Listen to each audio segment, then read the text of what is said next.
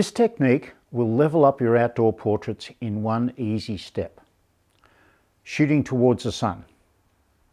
In this video, I'll show you numerous ways to enhance your images simply by turning your subject away from the sun. Your subject will be lit by a huge expanse of soft sky, which is very flattering. It's a soft light. Soft light is flattering. And they can open their eyes to the camera so you can see their personality. It makes such a huge difference. Backlight is defined by light that's coming from behind your subject. It doesn't need to be directly behind your subject. It just needs to be in the general direction of the frame.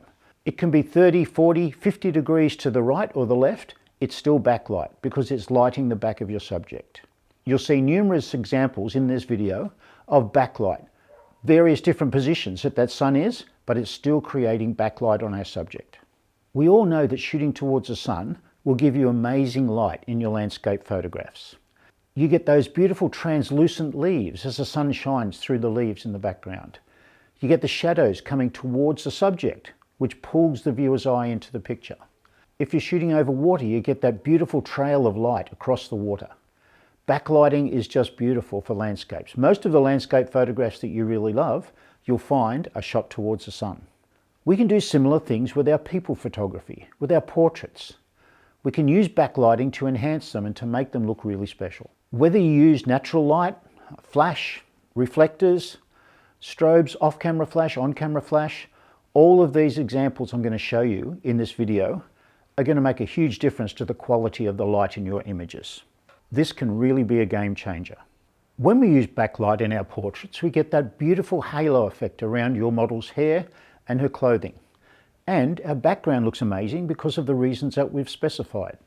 You get those translucent leaves, you get the shadows coming towards you with that background. So it's a win-win. Now your camera's light meter is probably going to struggle a bit when you're using backlight in your images. So I would probably recommend that you shoot on manual settings. You could use auto settings, but it's going to be more difficult and it's going to take you longer to nail the result. Also, your autofocus may have a couple of issues as well, depending on your camera. But using manual focus is going to get rid of all of those problems. So stick to manual if you can, because you're going to be able to control these results, the same as I have. Now, the first type of images we can use when we're using backlight is a simple silhouette.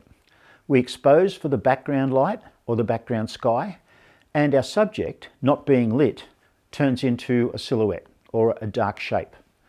Silhouettes generally depend on composition and posing and shapes. So think about that when you're shooting your silhouettes. You don't have a lot of information to show your subject in these images. So try to shoot your people shots in profile so that we can see the face of the subject. Use the poses to make sure that your subject looks their best and puts across the story that you want to put across. So silhouettes can be amazing. Just think about them, try them. It's a great learning experience as well for your other photography to shoot silhouettes. Now, if we're using natural light to photograph with and we want some detail in our subject, it's probably best not to shoot the sky in the background because the sky is going to be so much brighter than our subject. You're either going to have to expose for your subject, which means your background sky is going to be super white, or expose for your sky, which means you're going to be back to the silhouette situation. So think about posing your subject against a darker background. That backlight on their hair and clothing is going to stand out more because you've got that dark background. It allows that highlight around the hair and the clothing to stand out. So the backlight is more obvious and it looks more beautiful that way. Now, shooting natural light, you're pretty much at the mercy of the light that's in your scene. So using backlight from the sun, you may lose a bit of detail in your subject's hair, particularly if it's light coloured hair. There's no real fix for this when you're just shooting with natural light, but try not to lose too much detail in there if you can, but if you lose a little bit, it's no great problem, I don't think. The next step is to use a reflector to bounce some of that sunlight back into the front of your subject. That will allow you to control the light on your subject a little bit better and be able to control the background and the backlight a little bit better as well. But learn how to use your reflector properly. So many people have got no idea how to use a reflector properly. Have a look at one of our videos and you'll see the correct way to use a reflector. Reflectors can be amazing in these sort of natural light situations. So learn to use your reflector properly. And that will give you a little bit more light on the front of your subject while still having that spectacular backlight. On-camera flash is our next step. Using on-camera flash gives us a little bit more flexibility to control the tone of our background and our subject. Now, subtlety is the name of the game when we're using on-camera flash. We don't want to overpower the light on our subject from our on-camera flash. So keep it a little bit muted, a little bit more subtle. Your results will turn out far better. On-camera flash is a great tool if you know how to use it and you control it properly. Again, shooting against a darker background with just a little kiss of flash allows that backlight to show up and your subject will be exposed correctly as well. But just be careful, be subtle. Now, using off-camera flash opens up so many more possibilities. This allows you to control the quality of the light, the intensity, the color and the direction, all by modifying your lights or placing your light in various different positions. You can also independently control the background and the foreground more fully. So you can darken your background with your camera settings. You can light your subject a little bit more brightly with your flash settings. So this opens up a range of possibilities. This is why photographers love using off-camera flash. And with that backlight, it just adds that little bit extra. It's like you're shooting with two lights. The sunlight is one light and your flash is the second light. So you get the advantages of both. When we're shooting towards the sun, it means the front of our subject is in the shade. So it gives us a blank canvas to light that shaded area any way that we choose. And with off-camera flash, we can choose a multitude of different ways to do that. You don't want any of that sunlight impinging on the subject. You don't want that nose a little bit bright, a little bit of highlight on the forehead or the cheek.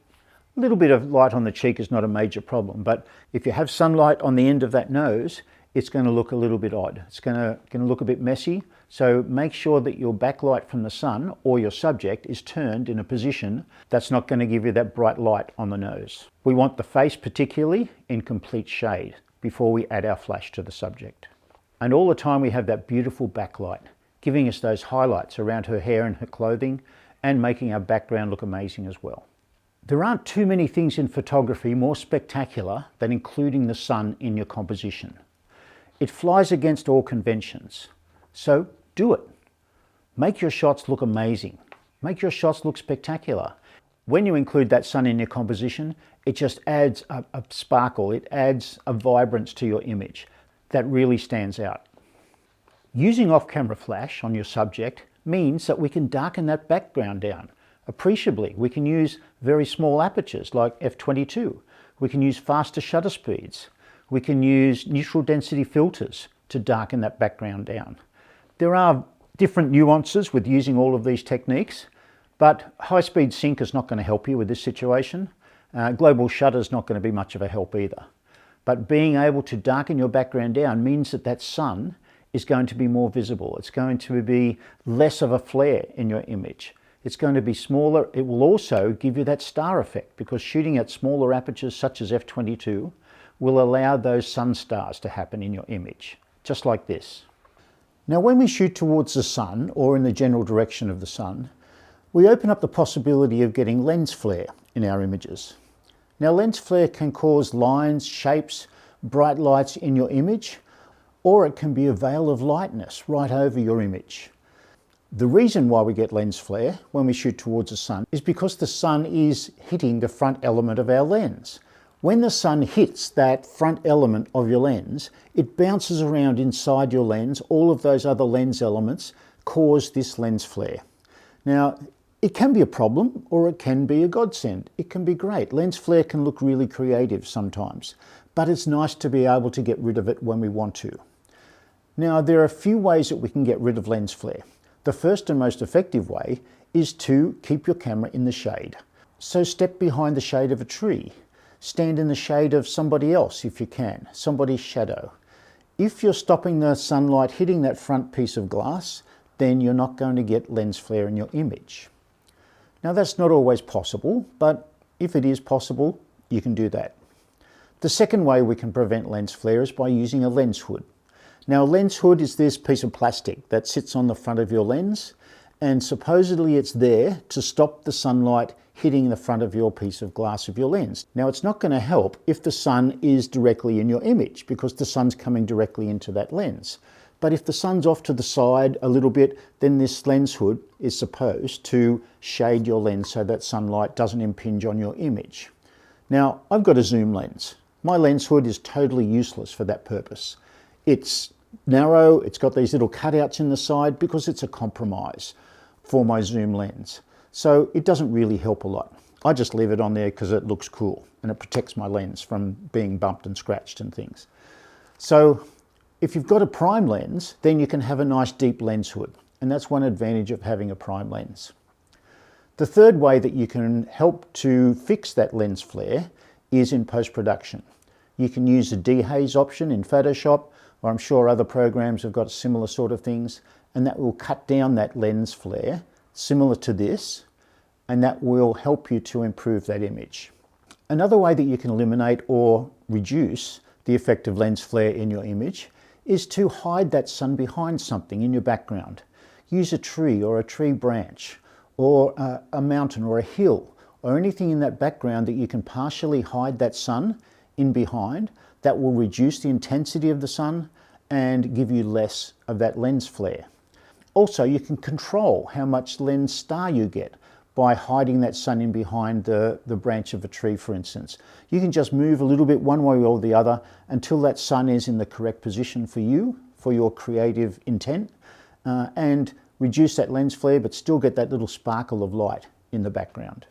Another way that you can cope with this lens flare is to use it in your composition. I have a particular old lens that's not a great quality lens, but it gives me this amazing lens flare that I really enjoy. It makes my images stand out and look a bit different. So I love using that lens into the sun to produce this lens flare.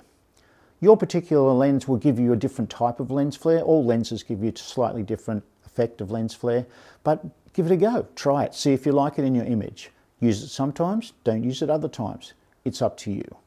As with most forms of photography, shooting at a different time of day will give you different results, particularly with this backlight technique. Shooting at the ends of the day, the morning and the afternoon, means that the sun's going to be diminished in power, so you're not going to get quite as bright a backlight as you would in the middle of the day or in the early afternoon, late morning. Also, that loss of detail in blonde hair is going to be less noticeable late in the day or earlier in the day because the intensity of that sun in that backlight is less. So you can use this time of day thing to your advantage. Shooting later in the day, you're going to be able to expose that background so much more easily. Shooting at the ends of the day, you're going to be able to expose that sky so much more easily. You may need less power on the front of your subject. So if you're using flash, you may be able to use speed lights or some other low-powered flash or light to give you your front light on your subject and still balance it with that light in the sky in the background. Experiment with this technique. There's no general fix for everything. Experiment, play around with it. So the middle of the day can be spectacular for taking these sort of backlit images. You just have to work out how to do it properly. Also, shooting in bright overcast conditions can help. If the sun's just reduced by a very thin layer of cloud, or it's in and out through those clouds, you can time your shot to coincide with that less intense sun. And that will allow you to produce that nice sky as well in the background and have enough power from your flash or your speed light to light your subject properly. So think about that. A little bit of a overcast sky can make that backlight a little bit more subtle, a little bit less obvious, and add a little bit more nuance to your image. This is the first in a series of lighting for portrait videos that I'm going to do in the next few months. So keep an eye out for those. We're going to be shooting at night, we're going to be shooting in the studio, we're going to be shooting in abandoned places all over the place. And I'm going to be explaining the lighting techniques that I use in those particular environments. If you got something out of this video, please subscribe, like, hit the little bell, whatever you can to help support the channel so that I can produce more of these videos for you in the future. Thanks for watching. See you next time.